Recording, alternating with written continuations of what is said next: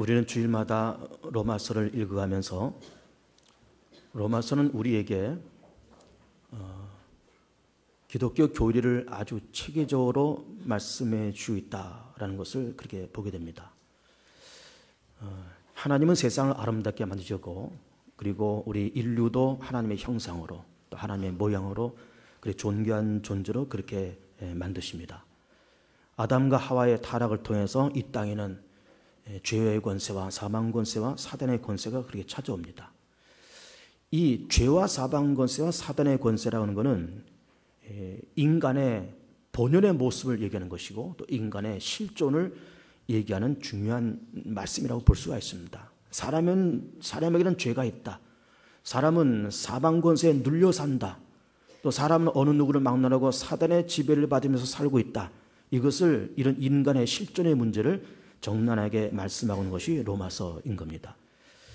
그러나 그렇게 아담과 하와의 타락을 통해서 이 땅에 죄가 들어오고 사망에 들어왔지만, 또 다른 인류의 대표자인 예수 그리스도의 십자가의 권세를 통해서 죄와 사망에 빠진 인간을 건지고 생명을 주고 더 풍성케 해가는 이런 하나님의 역사가 있다라고 성경에서는 또 그렇게 말씀을 하시고 있는 겁니다. 그 유명한 요한복음 10장 말씀에서도 예수님께서 직접 말씀하실 때, 내가 온 것은 양으로 하여금 생명을 얻게 하고 더 풍성케 하려 하심이라. 그러니까는 우리 인류가 아담과 하와를 통해서 타락되고 죄와 사망에 빠진 인류를 예수 그리스도는 건져서 원상복구를 시켜주셨지만 그것으로 끝난 것이 아니라 더 풍성케, 이른바 플러스 알파를 우리 가운데 허락해 주시고 있다. 이런 말씀을 성경에서 그렇게 말씀을 하시고 있습니다.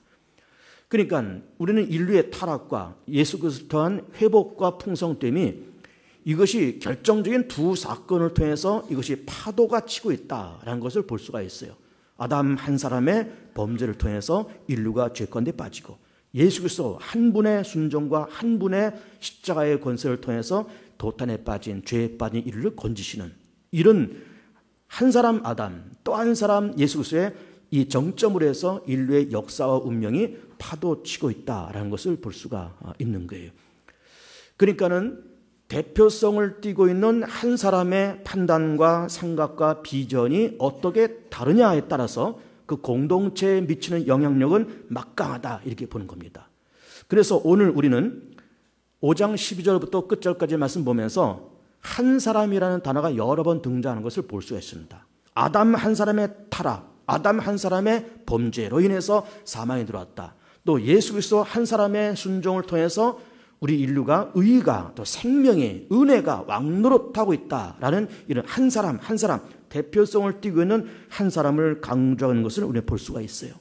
여러분 성경을 보시면 12절에도 처음에 그러므로 한 사람으로 말미암아 죄가 세상에 들어오고, 또 17절에도 한 사람의 범죄로 말미암아 사망이 그 한 사람을 통하여 왕노릇하였음즉, 그리고 18절에도 그런즉 한 범죄로 많은 사람의 정죄에 이른 것 같이, 그 다음에 19절에도 한 사람의 순종하지 아니함으로 많은 사람의 죄인 된 것 같이 한 사람의 순종하심으로 많은 사람이 의인이 되리라. 이렇게 한 사람 한 사람, 그러면서 어떤 대표성을 띠고 있는 아담의 범죄를 통해서 이 땅에 죄가 들어오고, 대표성을 띠고 있는 또 다른 예수를 통해서 이 땅에 생명과 풍성함이 들어오게 되었다는 말씀을 이 본문에서 하시고 있는 거예요.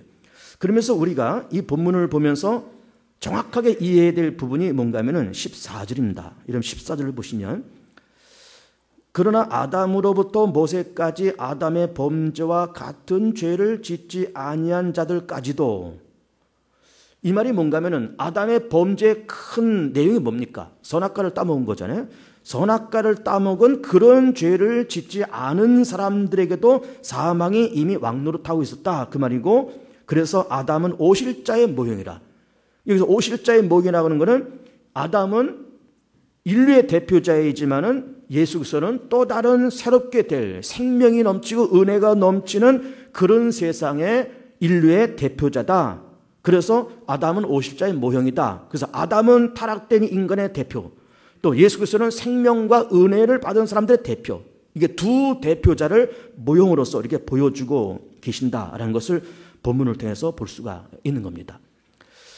그러면서 우리는 대표성을 띤 한 사람이라는 걸 놓고 보면서 구약 성경을 보면서 생각나는 그런 사건이 있습니다. 그것은 바로 다윗과 골리앗의 싸움이에요.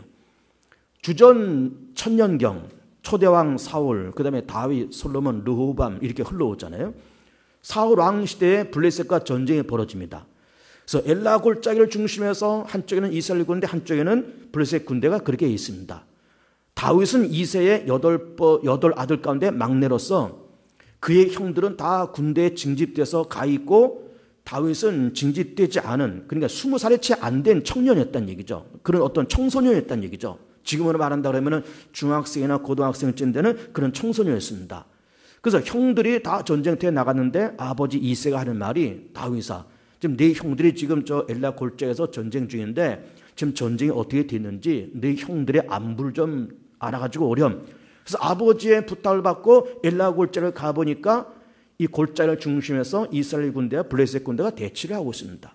그 블레셋 군대의 골리앗이라는 군대 장관이 키가 3m 가까이 되는 이 사람이 그 엄청난 힘을 과시하면서 그 창과 칼을 휘두르면서 소리 지르기를, 자, 이스라엘의 대표자 한 사람을 내보내라. 그래서 나와 그 한 사람하고 싸워서 내가 이기면 너희들은 우리 종이 되고 너희들이 이기면 우리가 너희 종이 될 테니까 한 사람을 내보내라. 그래서 대표적인 싸움을 제시합니다.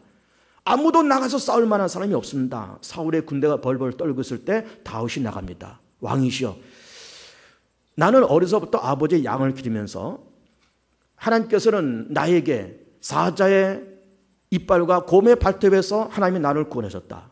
그러니 하나님께서 그렇게 구원하신 하나님이신데 할례 없고 믿음 없는, 하나님 없는 저 이방인들에게 우리 이렇게 멸시와 천대를 받을 이유가 없다. 내가 나가겠습니다. 그러니 한번 나가봐라. 그래서 다윗이 나가서 물맷돌 5개를 들고 하나를 집어던져서 골리앗을 쓰러뜨리죠. 그러면서 이스라엘의 대표성을 띠고 있는 다윗과 블레셋의 대표성을 띠고 있는 골리앗의 1대1의 싸움에서 다윗이 이기면서 이스라엘이 그때 큰 승리를 거뒀다고 하는 것을 우리는 볼 수가 있는 거예요.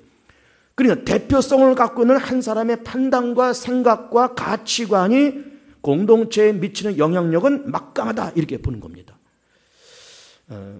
히틀러 한 사람의 잘못된 판단을 통해서 세계 대전이 일어났습니다. 덴노라고 하는 천황 덴노 한 사람의 착각과 잘못된 가치관과 잘못된 비전 때문에 태평양 전쟁이 일어났습니다. 김일성 주석이 이미 오래전에 세상을 떠났지만은 김일성 주석의 생년월일이 언젠가면은 1912년이에요. 1912년. 전쟁이 언제 일어났습니까? 50년이 일어났잖아요. 그러면 김일성이 몇 년 때, 몇 살 때 전쟁이 일어난 겁니까? 만 38세.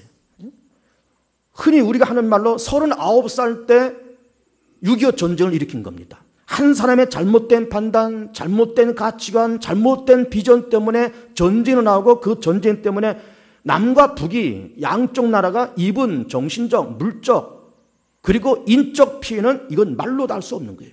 그런 피해를 입은 겁니다. 한 사람의 생각과 판단과 가치관이 공동체에 미치는 영향은 그만큼 막강한 거예요. 세종시가 이미 건설되었고 지금도 건설 중이고 많은 정부 기관이 거기에 내려갔지만은 그 세종시가 이루어진 거에 그 밑바탕에는 노무현 대통령 한 사람의 판단과 생각으로 그 작업이 만들어진 겁니다. 청계천 공사가 진행되고 4대강 사업을 한 것도, 그것도 이명박 대통령 한 사람의 판단과 생각이 결국 그렇게 만들어간 거예요.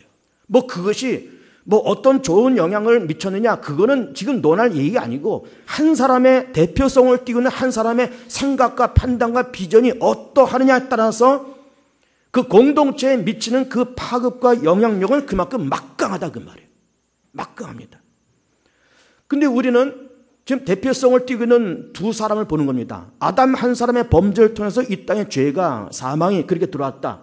또 한 사람 예수 그리스도의 십자가의 공로를 통해서 이제는 생명이 왕노릇하고 은혜가 왕노릇한다. 그렇게 대표성을 띠고 있는 두 사람을 이렇게 좀 보고 있는데, 우리는 좀 긍정적인 의미를 갖고 있는 예수님을 바라보면서, 아, 예수님 하나님의 아들이시고 그리고 이 땅에 오셔서 우리 인류를 대표해서 십자가에서 우리 모든 인류의 허물과 죄를 담당하시면서 그렇게 예수 한 사람의 순종, 예수 한 사람의 십자가 공로, 예수 한 사람의 그런 십자가의 그런 길을 통해서 우리 모든 인류가 죄사함, 의롭게 됨, 거듭남, 하나님의 자녀됨, 천국 백성 되는 길이 열렸다라고 하는 이런 긍정적인 면을 받아들이는 것은 그렇게 어렵지가 않습니다. 예수 한 사람의 그런 순종을 통해서 십자가를 통해서 우리가 구원의 길을 열었다. 긍정적인 거잖아요. 아담은 부정적인 것이고 예수는 긍정적인 그런 면을 갖고 있는 겁니다. 긍정적인 면을 받아들이는 것은 그게 어렵지 않고 참 은혜가 되는 겁니다. 예수를 통해서 복 받자. 예수를 통해서 우리가 다 의롭게 되고 거듭나고 죄사함 받자.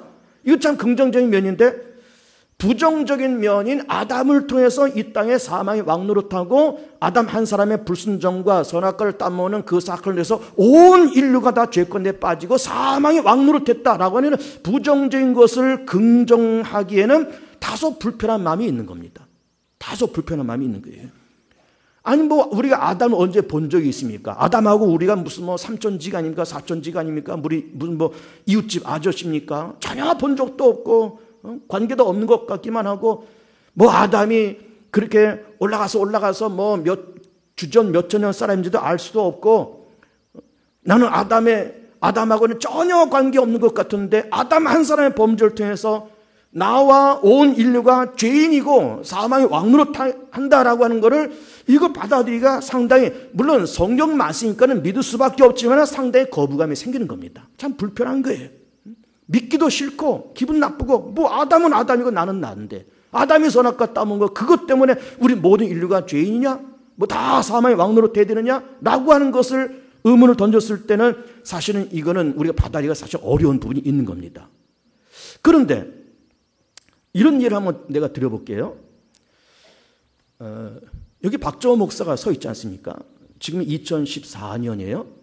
그러면 우리 아버지가 계시고 할아버지가 계시고 나와 아버지는 2대고 나와 할아버지는 3대잖아요. 그럼 이거를 1대, 2대, 3대, 4대 계속 위로 거슬러 올라가면서 한 1000년 전 1000년 전이면 우리나라 고려시대쯤 될 텐데 그 고려시대에 우리 할아버지 한 30대 내지 40대를 거슬러 올라가면은 우리 그 할아버지를 만나겠죠. 1000년 전에. 근데 그분이 그 고려시대 때 어디 살아있는지는 내가 알 수가 없습니다. 그분의 명함, 그분의 이름도 내가 알 수 없고 그분이 무슨 직업을 갖고 있는지 알 수가 없습니다. 자손을 몇 명 남겼는지 알 수가 없습니다. 그분에 대한 정보는 난 전혀 알 수가 없어요. 전혀 알 수가 없습니다. 그러나 그분이 1000년 전에 살고 있었다고 하는 것은 사실이잖아요. 왜? 그분이 있으니까 오늘 내가 존재하잖아요. 근데 그 1000년 전에 그 할아버지께서 아들 낳고 자손을 낳고 그 자손이 또 3대, 4대, 5대 이렇게 내려오면서 내가 그 할아버지에게 한 30대 후손, 내지 한 40대 후손쯤 될 것 아닙니까? 그 정도 흘러온 겁니다. 그러면 그 1000년 전 그 할아버지가 아들, 딸 낳고 3대, 4대 흘러오면서 지금 2014년이 될 때까지 그동안 살았던 분들, 이미 돌아가셨지만 살았던 분들, 지금 생존하는 그 문중들의 수를 다 합치면 수백만 명이 될 거예요. 수백만 명. 1000년이니까. 그러면 그냥 우리가 수백만 명이라고 생각하지 마, 수백만 명이라고 생각하지 말고 편안하게 100만 명쯤 된다고 쳐보세요. 그 후손들이 이게 피라미드처럼 생긴 이 후손들이 100만 명쯤 된다고 쳐보세요. 그런데 그 1000년 전에 살던 그 우리 할아버지께서 예를 들어서 30살에 장가를 가셨다. 30살에 장가가서 아들, 딸 낳고 또 그 아들, 딸들이 또 손주를 낳고 또 증손 낳고 이렇게 해서 100만 명이 됐다. 이런 얘기 좀 하고 있는 겁니다. 근데 그 할아버지께서 30살에 장가를 가셔서 애를 낳기 시작하셨는데 장가 가기 전에 29살 때 무슨 사고나 어떤 질병을 통해서 이분이 돌아가셨다. 장가도 가기 전에 돌아가셨다. 그러면은 이 피라미드처럼 생긴 이 100만 명의 이 박씨문중은 존재하지 않는 거예요. 존재하지 않습니다. 나도 존재하지 않습니다. 이해가 됩니까? 나도 존재하지 않아요. 그럼 우리는 1000년 전에 우리 집안의 할아버지의 삶과 죽음 속에 100만 명의 생사가 달려있고 동시에 1000년 지난 내가 전혀 이름도 알 수 없고 그분에 대한 정보도 전혀 알 수 없음에도 불구하고 그분의 생사에 오늘의 나의 생사가 직접적으로 연관이 되어 있는 거예요. 연관이 되어 있는 겁니다. 그러니까 우리는 아담의 얘기를 들으면서 아담 한 사람의 범죄를 통해서 온 세상에 죄가 들어오고 사망이 왕노릇 됐다는 것이, 이런 부정적인 것을, 긍정적이고 좋은 것은 받아들이기가 좋지만 이런 부정적인 것을 성경 말씀이니까는 믿기는 믿어야 되겠지만 받아들이기가 사실 불편하지만, 내가 지금 드리는 이 천년 전에 우리 할아버지의 예를 여러분들이 이해하시면 그것이 이해가 될 거예요. 아담 한 사람의 범죄를 통해서 온 인류가, 피라미드처럼 생긴 온 인류가 죄가 들어오고, 아담 한 사람의 생사 속에 온 인류의 생사의 운명이 그 속에 들어있다는 것을 우리는 보게 되는 거예요. 그러면서 우리는 본문을 읽으면서 중요하게 해석해야 될 부분이 있는데, 어딘가 하면 여러분 13절을 보세요. 13절. 한번 보시면 13절에 죄가 율법 있기 전에도 세상에 있었으나 율법이 없을 때는 죄를 여기지 아니했느니라. 자, 여기서 죄와 율법이라는 얘기를 하고 있습니다. 이게 뭔가 하면은 죄라고 하는 것이 법적으로 이게 죄다, 유죄다, 유죄 판결을 받기 위해서는 이것이 유죄가 된다고 하는 법적인 조항이 필요한 거예요. 예를 들면 서해안고속도로 제한속도가 110km잖아요. 그럼 대한민국 정부에서 도로교통법을 만들면서 서해안고속도로의 제한속도는 110km다라고 못을 박았다고 쳐보세요. 이걸 위반했을 때는 범칙금, 예를 들어서 5만 원 물어낸다. 이걸 도로교통법에서 만들었다고 쳐보세요. 이거를 만들었는데 이 법을 만들기 전에는 내가 110km를 달려도 150km를 달려도 200km를 달려도 이거는 범법이 아닌 거예요. 물론 200km를 달리면서 옆에 지나다니는 차들한테 위협이 되고 교통 흐름에 방해가 됐지만 110km라는 법적인 조항이 없으면 이거는 절대로 위법이 아닌 거예요. 이거 범죄가 될 수 없는 겁니다. 자, 살인을 하는 걸로 봐요. 살인죄를 짓지 말라고 하는 것은 이스라엘 민족이 출애굽하면서 시내산에서 모세가 계명과 율법을 받으면서 그 계명을 받은 것 아닙니까? 출애굽 시대는 주전 1400년. 그럼 1400년경에 모세가 출애굽을 인도해 가면서 시내산에 올라가서 율법과 계명을 받아가지고 온 겁니다. 그 계명 속에 살인하지 말라, 도둑질, 간음하지 말라. 그럼 살인하지 말라는 그런 법조항이 있어요. 그 전에도 살인 사건이 많이 있었을 겁니다. 그런데 살인 사건이 많이 있었지만은 살인하지 말라, 살인하면 이건 유죄다라고 하는 어떤 법 조항이 없으면 그 죄가 죄로서 성립이 안 된다 이 말이에요. 그 말을 얘기하고 있는 겁니다. 그래서 13절 다시 보시면 죄가 율법 있기 전에도 세상에 있었다 이 말이에요. 살인죄 있었다 이 말이에요. 모세가 출애굽하면서 주전 1400년경에 십계명과 율법을 하나님께서 주셨지만 그 이전에도 이미 살인죄, 간음죄, 하나님 모독죄, 하나님 회방하는 죄 다 있었다 이 말이에요. 그러나 율법이 없었을 때는 죄를 여기지 않았다. 그는 110km 제한속도라고 하는 것을 말하기 전에는 그냥 150km, 200km를 달리면서 옆에 있는 차들 위협하고 교통 흐름에 방해를 줬음에도 불구하고 죄의식을 갖지 않고 죄를 여기지 않으면서 그렇게 살아왔다 이거예요. 사람 죽이고 해코지 하면서 이게 위법이라고 하는 것에 대해서, 이게 죄라고 하는 것에 대해서 의식 없이 사람들이 살아왔다 이거예요. 그러나 14절 보면 그러나 아담으로부터 모세까지 아담의 범죄와 같은 죄를 짓지 아니한 자들까지도, 그러면 율법이라고 하는 것이 주전 1400년경에 모세를 통해서 주셨는데 그 이전에도 죄가 많았다 그 말이에요. 단지 그 법 조항이 없을 뿐이지 죄가 많았는데 아담의 범죄와 같은 죄, 선악과를 따먹은 그 죄 아니고 다른 죄도 많이 있었다 이 말이에요. 그런 다른 죄가 많이 있었는데 그 죄에 따라서 사망이 왕노릇하고 있었다 이 말이에요. 예를 들면 살인죄, 살인하지 말라, 이것이 십계명에 적혀 있고 이 십계명이 주전 1400년경에 하나님께서 모세를 통해서 주신 율법인데 그 이전에도 많은 살인 사건이 벌어지고 그 살인 사건에 대해서 사람들이 죄책감이 없었지만, 죄책감만 없었을 뿐이지 하나님은 그 죄를 죄로 정하고 그 죄에 따라서 죄의 삭은 사망이라고 하는 하나님의 결정을 이미 갖고 계셨다 그 말이에요. 갖고 계신 것을 문서화하지 않았을 뿐이다 이미 문서화. 근데 이것을 문서화한 것은 모세가 출애굽했을 때 시내산에서 이걸 문서화했다 그 말이에요. 문서화했다. 그리고 20절 보면 20절 율법이 들어온 것은 범죄를 더하게 하려 함이라 그러나 죄가 더한 것이 은혜가 더욱 넘쳤나니. 율법이 들어와서 범죄가 더했다. 그러면은 율법이 들어온 것은 주전 1400년경에 모세가 출애굽할 때 시내산에서 하나님께서 율법을 주셨는데 그 율법을 주시면서 범죄가 더했다는 거예요. 이게 도대체 무슨 말일까? 이거는 율법이 있기 전에도 죄가 있었다고 말씀드리고 있는 것이고 그 죄에 따라서 하나님께서 사망이라는 형벌을 내리고 있었다 그 말이에요. 그래서 문서화하지 않았을 뿐이지. 그런데 율법이 들어오면서 죄가 죄로 정난하게 드러나게 됐다 이 말이에요. 정난하게. 살인죄, 정난하게 살인죄. 하나님은 모독하는 죄, 그 모독죄. 부모를 공경하지 못한 죄, 그런 죄로서 이것이 정난하게 모든 사람의 죄가 다 들춰졌다 그 말이에요. 문서가 없을 때는 그냥 이것이 다 위법이고 다 범죄지만은 그냥 유야무야 이렇게 흘러갔지만 율법에 주어지면서 죄가 더 명확하게 죄로서 드러나게 됐다 이 말이에요.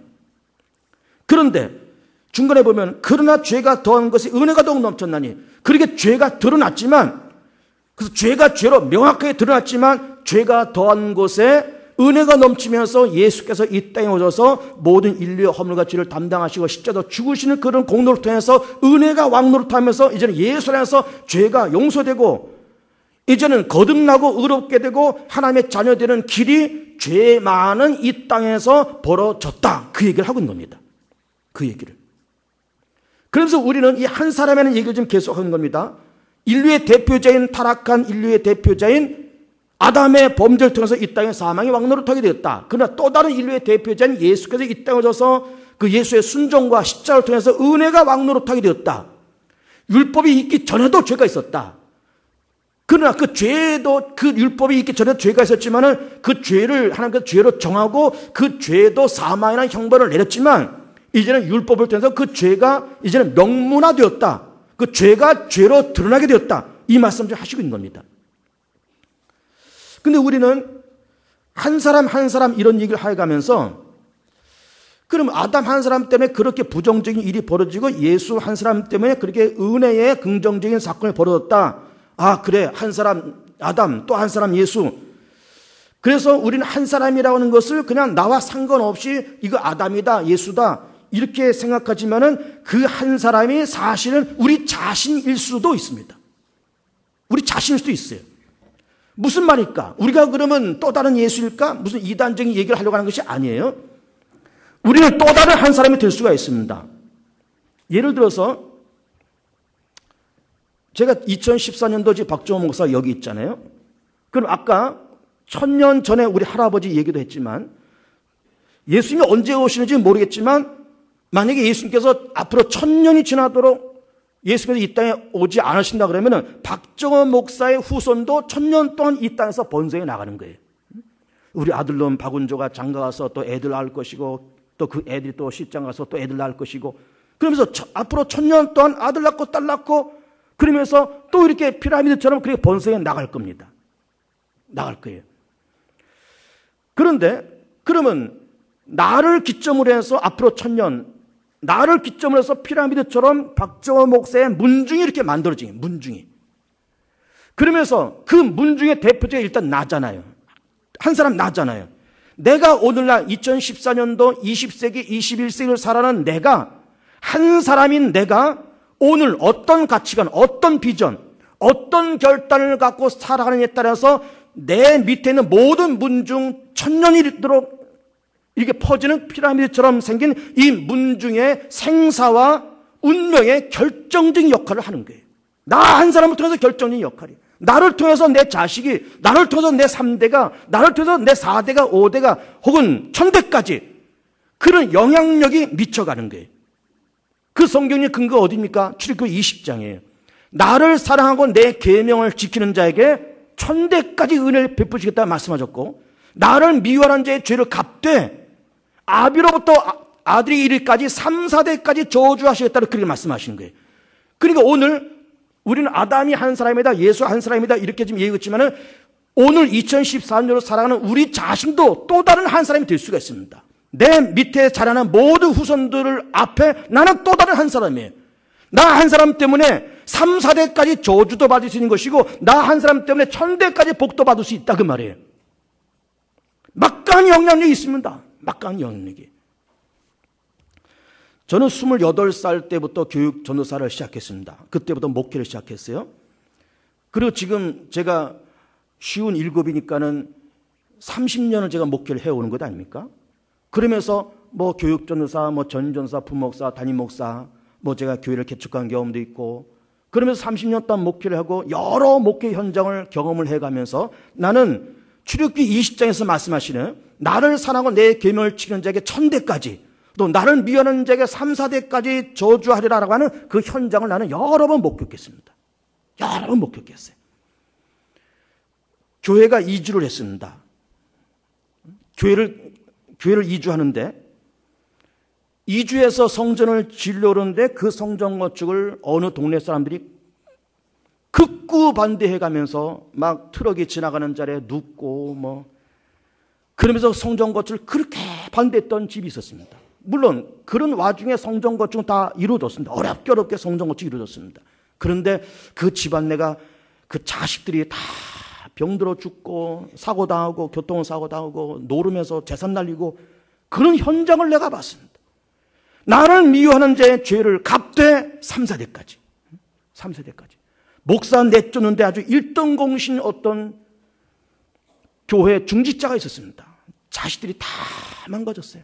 다 자살하고 죽고 노름에서 다 날리고 그런 걸 제가 봤어요. 나를 미워하는 자의 죄를 갚되 3, 4대까지. 3대. 그러니까 오늘 우리는 아담이 한 사람이고 또 뭐 예수가 한 사람이고 그렇지만 우리 자신도 내 밑에서 태어나서 살아야 될 내 후손들 앞에 나도 또 한 사람이에요. 내가 오늘 어떤 결단, 어떤 생각, 어떤 가치관을 가느냐에 따라서 내 자식들이 잘 되느냐 안 되느냐, 저주받을 거냐 아니면 하나님의 은혜를 받으면서 천대까지 갈 거냐라고 하는 것이 오늘의 나의 생각과 결정과 그 판단과 가치관에 달려있더라고 말이에요. 반대로 정말로 그 좋은 한 사람 때문에 자손들이 잘 되는 그런 복도 여러 가지를 목격을 했습니다. 여러 가지를. 뭐 성경에 보면은 아브라함이 그렇고 요셉이 그렇고 다윗도 그렇고 다 그 좋은 조상 한 사람 때문에, 아브라함 때문에 이삭이 복받고, 이삭 때문에 야곱이 복받고, 아브라함이라 한 사람 때문에, 다윗이라 한 사람 때문에 그 자손들이 복을 받고, 자손이 복을 받고, 신앙 명문 가정도 많이 있잖아요. 신앙 명문 가정도.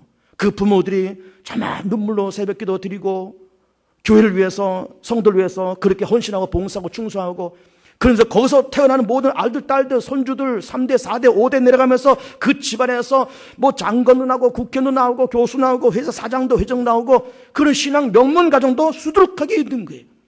그리고 우리는 아담도 한 사람과 예수도 한 사람이지만 오늘도 오늘날 2014년도를 살아가면서 나도 또 다른 한 사람이고 내가 오늘 어떤 생각, 어떤 결단과 어떤 가치관을 가지고 살아가느냐에 따라서 내 자손들이 잘 되느냐 안 되느냐에 결정적인 영향력을 미치더라고 말이에요. 결정적인 영향력. 예수 잘 믿어야 됩니다. 예수 잘 믿어야 돼요. 그러니까는 예수 잘 믿어서 내가 복 받고, 예수 잘 믿어서 내가 뭐 의롭게 되고 하나님 자녀 되고 뭐 영혼이 되고 범사 잘 되고 모든 것이 다 강건해지고 예수 때문에 그렇게 되는 거 다 좋지만 그 예수 때문에, 그 믿음 때문에 내 자손들의 운명도 결정될 수 있다고 하는 것을 우리는 알아야 되는 거예요. 우리 운명도. 여러분의 선한 한 사람이 되시길 바라고, 믿음의 한 사람이 되시길 바라고, 한 집안에 잘 되어가는 신앙 명문 가정의 또 다른 한 사람이 되시기를 축복을 드립니다. 우리 합심해서 이 시간 같이 기도하겠습니다. 주님, 내가 믿음에서 또 다른 건강한 한 사람이 되게 해달라고 우리 합심해서 통수로 같이 기도하겠습니다. 기도합니다.